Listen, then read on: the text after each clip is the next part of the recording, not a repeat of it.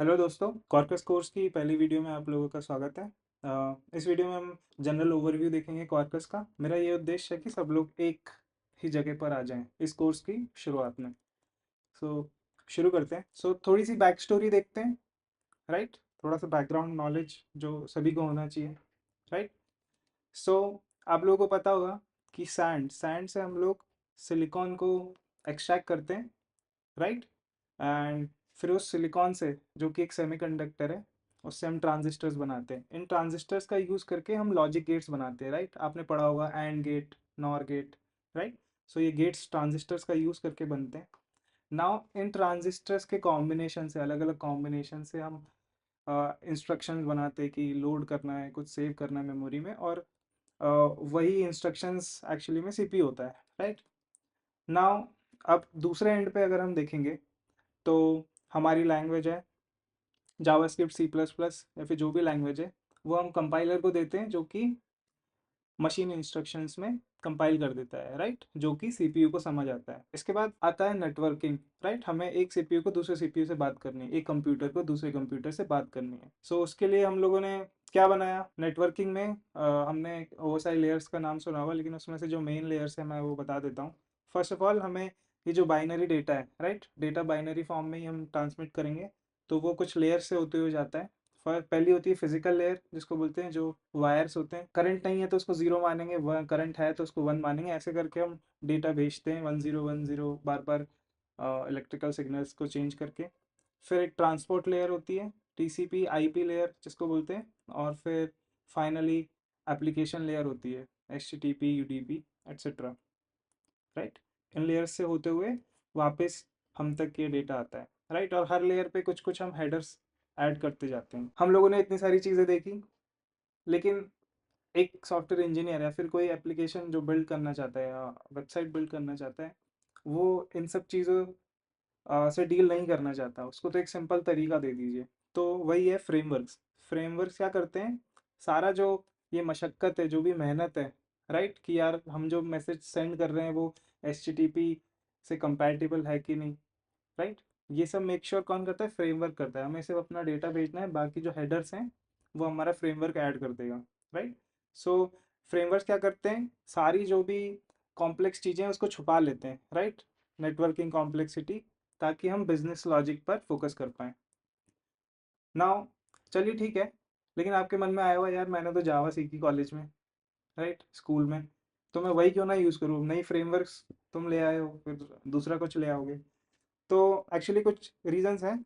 First of all, आपने जावा use किया हो तो बड़ा सारा बॉयलर प्लेट लिखना पड़ता है, और बड़ा ही इनएफिशिएंट और ओवरली कॉम्प्लेक्स हो जाएगा। मतलब आपको बिजनेस लॉजिक भी लिखना है, और फिर मेक श्योर करना है कि एचटीटीपी के जो भी रूल्स है, रेगुलेशन है, उसको भी फॉलो करे, टीसीपी की भी रूल्स एंड रेगुलेशंस को फॉलो करे, राइट। आपकी जो टीम है वो इसी में लग जाएगी, है ना। और ऐसा भी होगा कि आखिरी में आपको खुद का फ्रेमवर्क लिखना ही पड़ेगा, क्योंकि आप बार बार एक ही चीज़ रिपीट नहीं कर सकते ना, राइट। ना दूसरा रीजन है कि जो हमारा जो जावा है वो, और जो फ्रेमवर्क्स है पुराने, वो लॉन्ग रनिंग एप्लीकेशंस के लिए डिज़ाइन हुए थे, राइट। एक बार हम चालू करेंगे, साल भर चलता रहेगा। लेकिन अभी थोड़ा लैंडस्केप चेंज हो गया है, जो कि हम आगे जाके देखेंगे। इसके बाद आपको बहुत सारा बॉयलर प्लेट कोड लिखना पड़ेगा जावा में। ये देख सकते हैं आप स्क्रीन पर। ये अगर हम सर्वलेट्स यूज़ करते, जो कि जावा ने फंक्शनलिटी दी है, तो इसमें हमें इतना कोड लिखना पड़ता। हालांकि हम देखेंगे आगे यही काम हम क्वार्कस में 5 से 6 लाइन के कोड में कर देते। अब चलिए ठीक है, समझ आ गया कि फ्रेमवर्क्स क्यों यूज़ करना चाहिए, और जावा, जो प्योर जावा लैंग्वेज के फीचर्स यूज़ करके क्यों क्यों यूज़ नहीं करना चाहिए। बट नया फ्रेमवर्क क्यों, पुराने फ्रेमवर्क है, स्प्रिंग है हमारे पास, राइट। हम क्वार्कस क्यों सीखें, तो क्योंकि पुरानी जो हम जैसे स्प्रिंग और ये है, ये मैंने जैसे बताया, मोनोलिथिक एप्लीकेशन जो होती है, जो कि एक बार चालू करो चलती रहती है, उसके लिए बनाई थी। तो उनका स्टार्टअप टाइम्स ज़्यादा था, क्योंकि किसी ने फोकस नहीं करा, स्टार्ट एक बार करना है, एक बार चलता है ना। ऑल्सो मेमोरी फुटप्रिंट भी उनका ज़्यादा था, राइट। वो रिस्पॉन्स टाइम के लिए वो करते थे, ऑप्टिमाइज करते थे, राइट। तो मेमोरी ज़्यादा ले लेते थे, उस पर भी किसी ने ध्यान नहीं दिया। ऑल्सो वो लॉन्ग रनिंग मोनोलिथिक एप्लीकेशंस थी, और अभी का लैंडस्केप चेंज हो चुका है, राइट। नाउ अभी का लैंडस्केप क्या है, क्लाउड कंप्यूटिंग या फिर सर्वर ऑन रेंट। अब हम अमेजोन की मदद से, AWS से हम अपना सर्वर किराए पर ले सकते हैं, है ना। और जितना घंटा हम यूज़ करेंगे उतना ही हमें पे करना पड़ेगा। और ये नए स्टार्टअप्स के लिए बहुत ही ईजी कर दिया लोगों ने अपना स्टार्टअप्स खोलना, क्योंकि यार जितना यूज़ करेंगे उतना ही पे करना है, राइट। सो इसके बाद इसलिए कंटेनर्स और जैसे डॉकर है उसका पॉपुलैरिटी बढ़ी, राइट। क्योंकि हम किसी और के सर्वर पे कर रहे हैं तो हमें मेक श्योर करना पड़ेगा कि जो चीज़ हमारे कंप्यूटर पे चल रही है वो वहाँ पे भी चले, राइट। फिर इसके बाद डॉकर्स एंड कंटेनर्स के बाद ऑर्केस्ट्रेट कौन करेगा। मान लीजिए कोई कंटेनर डाउन हो गया तो कोई एक बंदा बैठाना पड़ेगा, लेकिन ये बड़ा ही फीजिबल नहीं है, स्केलेबल नहीं है, क्योंकि माइक्रो सर्विसेज बढ़ जाती हैं लोगों की, बहुत सारे कंटेनर रन कर रहे हैं, सबको कैसे एक बंदा मैनेज करेगा। तो इसके लिए कुबरनेटीज होता है जो कि स्केलिंग या फिर टर्मिनेशन को मैनेज करता है कंटेनर्स के, राइट। नाउ अब जब डॉकर्स और कुबरनेटीज और क्लाउड कंप्यूटिंग फेमस हुआ तो फिर आर्किटेक्चर्स भी चेंज हुए, राइट। पहले मोनोलिथिक था, अब क्या हो गया, माइक्रो सर्विसेज आर्किटेक्चर आ गया। तो हम बड़ी सी एप्लीकेशन को छोटे छोटे पार्ट्स में डिवाइड कर सकते हैं। इससे क्या होता है कि एक एक टीम अपने अपने पार्ट पे काम करती है, दूसरी टीम को कोई इफेक्ट नहीं होता, राइट। अगर आप अमेजोन यूज़ कर रहे हैं तो मान लीजिए आपको ऑर्डर करना है, और लेकिन अमेजोन पे वालों ने कुछ चेंजेस किए हैं, तो हो सकता है कि आप ऑर्डर कर पाएँ, भले ही अमेजोन पे बंद रहेगा, राइट। आप और कुछ सर्विस यूज़ करके कर सकते हैं। तो राइट, ये सब आइसोलेट हो गया, अब एक दूसरे से डीकपल हो गया, राइट। एक सर्विस दूसरी सर्विस को इफेक्ट नहीं करती है। ऑल्सो पहले monolith single point of failure था। एक मोनोलिथ मतलब पूरे कोड में अगर कहीं भी खराबी आई तो पूरी अपनी सर्विस डाउन हो जाएगी, लेकिन इसमें ऐसा है कि मान लीजिए ऑर्डर्स पेज या फिर कहीं पे कुछ दिक्कत आई तो बाकी एटलीस्ट व्यक्ति जो ब्राउज तो कर पाएगा ऑर्डर्स को, अपने प्रोडक्ट्स को, राइट। इसके बाद एक और चीज़ है सर्वरलेस आर्किटेक्चर। इस आर्किटेक्चर में क्या होता है कि हमारा जो सर्वर है वो तभी प्रोविजन होगा जब एक रिक्वेस्ट आती है, राइट। सो हम सिर्फ पर रिक्वेस्ट पे करते हैं, कितनी रिक्वेस्ट हमने हैंडल करवाई सर्वर से। तो ये दो, और ये सब पॉसिबल क्यों हुआ, क्लाउड कंप्यूटिंग, कंटेनर्स और कुबरनेटिस की मदद से। बट इसका मतलब ये हुआ कि अब हमारे जो पुराने फ्रेमवर्क्स थे उनको भी चेंज होना था, राइट। नई रिक्वायरमेंट्स आ गई थी कि हमें फास्ट स्टार्टअप टाइम चाहिए, क्योंकि कभी भी हमारा कंटेनर टर्मिनेट करना पड़ सकता है या फिर प्रोविजन करना पड़ सकता है, राइट। सो हमें मेक श्योर करना पड़ेगा कि हमारी एप्लीकेशन फट से स्टार्ट हो जाए, राइट, ताकि जो हमारा कस्टमर है उसको डाउन टाइम महसूस ना हो, राइट। इसके बाद लो मेमोरी और रिसोर्स यूटिलाइजेशन, क्योंकि कितना हम रिसोर्सेज यूज़ कर रहे हैं, राइट, कितनी मेमोरी यूज़ कर रहे हैं सर्वर में, राइट। तो हम उसी के हिसाब से पे करते हैं। तो इसको भी ऑप्टिमाइज़ करना है कि भाई फालतू में जो लाइब्रेरी यूज़ नहीं कर रहे हैं, फिर जो सिर्फ कंपाइल टाइम पे थी, है ना, उनको हमें सर्वर में डिप्लॉय नहीं करना है। ये भी एक नई रिक्वायरमेंट आ गई। इसके बाद स्टेटलेस डिज़ाइन चाहिए था, क्योंकि हमारे कंटेनर्स तो प्रोविजन हो रहे हैं, टर्मिनेट हो रहे हैं, राइट। तो हम उनमें कुछ भी सेव नहीं कर सकते, क्योंकि वो एफिमेरल है। कंटेनर्स एफिमेरल मतलब वो लॉन्ग लिव नहीं है, कभी भी वो टर्मिनेट हो सकते हैं, राइट।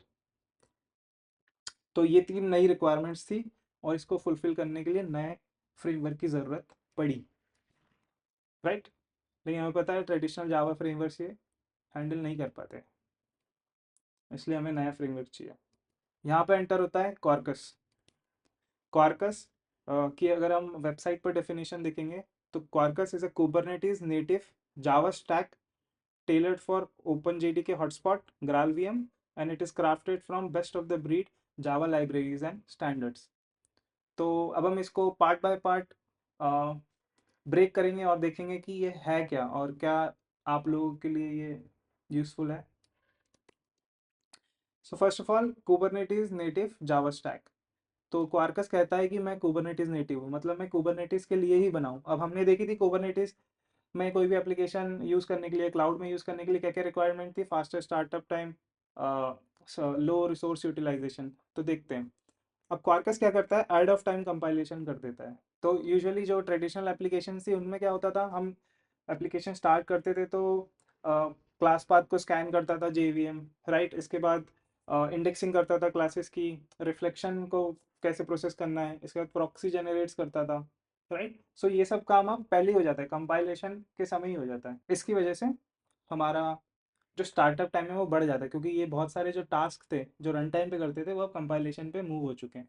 इसके बाद कंटेनर फर्स्ट है, राइट। तो Quarkus is specifically design for containers as a main packaging format. आप देखेंगे अगर क्वार्कस की आप जनरेट करेंगे तो वहाँ पे कुछ डॉकर फाइल्स आपको पहले से ही दी है, राइट। सो ये शो करता है कि कंटेनर फर्स्ट है, मेक श्योर करेगा कि ये कंटेनर में रन होगी, राइट। और बहुत सारी एक्सटेंशन भी प्रोवाइड करता है जिससे आप आपकी एप्लीकेशन को कंटेनराइज कर सकते हैं।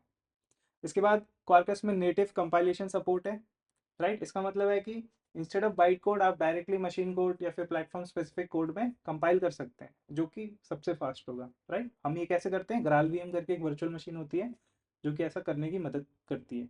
हम आगे कोर्स में इसका यूज़ करेंगे।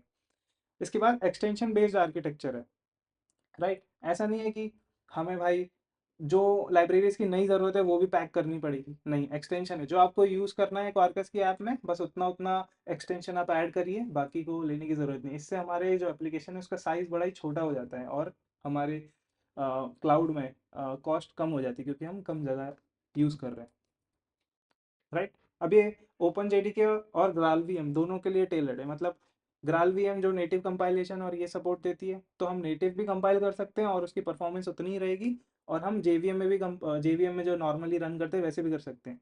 जेवीएम के लिए उन्होंने फास्ट कैसे बनाया, अहेड ऑफ टाइम कंपाइलेशन की मदद से। पहले ही आप कंपाइल कर दीजिए तो जेवीएम में आपकी परफॉर्मेंस बढ़ जाएगी, राइट। जेवीएम को ये सब टास्क रन टाइम पे नहीं करने पड़ेंगे। वहीं अगर आप ग्राल वीएम का यूज़ कर रहे हैं तो आप नेटिव कंपाइलेशन सपोर्ट देता है, तो आप डायरेक्टली बाइनरी बाइनरी मतलब जो मशीन कोड है उसमें कन्वर्ट कर सकते हैं, राइट। सो ऐसा नहीं है कि यार ये तो सिर्फ नेटिव, मेरे को सिर्फ डायरेक्ट कंपाइल करना है तो ही मशीन कोड में करना है तो ही मैं यूज़ करूँगा कॉर्पस, ऐसा नहीं है, वो दोनों में फास्ट है। अब crafted from best of the breed Java libraries and frameworks, right. So जैसा हमने देखा एक्सटेंशंस हैं, तो एक्सटेंशन क्या है, यही लाइब्रेरीज है जिनको एक्सटेंशन बना दिया जाता है, राइट। ताकि आप अपना एग्जिस्टिंग नॉलेज को यूज़ कर पाएँ, राइट। कोई ऐसा नहीं है नई कोई लाइब्रेरी आपको सीखनी नहीं पड़ रही। इसके बाद क्वार्कस is built on standards, micro profile Jakarta E standards को फॉलो करता है, राइट। ओपन सोर्स लाइब्रेरी जो कि ये स्टैंडर्ड्स को इम्प्लीमेंट करती है, जैसे हाइबरनेट है, वर्टेक्स है, रेस्ट इजी, यही एक्सटेंशन के फॉर्म में हम क्वार्कस में ऐड कर सकते हैं, राइट। तो इसका मतलब क्या है, हमारी जो एग्जिस्टिंग एक्सपर्टीज थी जो सालों से डेवलपर सीख रहा था, राइट, जकार्ता ई माइक्रो प्रोफाइल, इसके बाद जो इनकी इम्प्लीमेंटेशन है हाइबरनेट, राइट, जेपीए। सो इस एग्जिस्टिंग नॉलेज को आप क्वार्कस में भी यूज़ कर सकते हो, आपको उसकी चिंता करने की ज़रूरत नहीं है। इसके बाद क्वार्कस एक नई चीज़ ऑफर करता है, राइट। वो क्या है, डेवलपर जॉय। आपने ध्यान दिया होगा कि आप जब दूसरी टेक्नोलॉजी जैसे नोड जेएस यूज़ करते हैं तो सब बड़ा इजी लगता है, कोई अपने को बार बार 10 तरीके की क्लास नहीं बनानी है, मेक श्योर नहीं करना है कि यार ये इस पे डिपेंड करता है, ये इस पे डिपेंड करता है, सबकी डिपेंडेंसी मेक श्योर नहीं करनी पड़ती है, वो सब बस हो जाता है। वैसे ही क्वार्कस ट्राई कर रहा है, और ये भी आपने देखा होगा कि लाइव रीलोडिंग, मतलब बार बार आपको सर्वर बंद करके चालू नहीं करना पड़ता है ताकि आपके चेंजेस इफेक्ट लें, राइट, बार बार कंपाइल नहीं करना पड़ता है। तो क्वार्कस ये चीज़ें ऑफर करता है लाइव कोडिंग के थ्रू। मतलब आप जैसी चेंजेस को सेव करेंगे आपका चेंजेस वहाँ पे इफेक्ट होंगे। मान लीजिए आप बैकएंड में कुछ एपीआई लिख रहे हैं तो एपीआई में वो चेंजेस रिफ्लेक्ट हो जाएंगे, आपको वापस से चालू करने की ज़रूरत नहीं। इसके बाद डेव सर्विसेज क्या है, डेवलपमेंट मोड में कुछ सर्विसेज। डेवलपमेंट मोड में क्या क्या सर्विसेज लगती हैं कि भाई मेरे को बार बार, अगर मैं काफका यूज़ कर रहा हूँ तो मैं नहीं चाहता कि मुझे बार बार काफका को सेटअप करना पड़े, राइट। प्रोडक्शन में मैं एक बार कर दूंगा लेकिन यार डेवलपमेंट में मेरे को जल्दी से स्टार्ट करना है, तो उसके लिए क्वार्कस डिटेक्ट कर लेता है। अगर आपने काफका का एक्सटेंशन ऐड किया है तो वो आपके लिए काफका का इंस्टेंस बना के दे देगा, कोई आपको कॉन्फ़िगरेशन करने की ज़रूरत नहीं है। इसके बाद कंटिन्यूस टेस्टिंग। कंटिन्यूस टेस्टिंग का मतलब क्या है, आपको टेस्ट अलग से रन नहीं करने।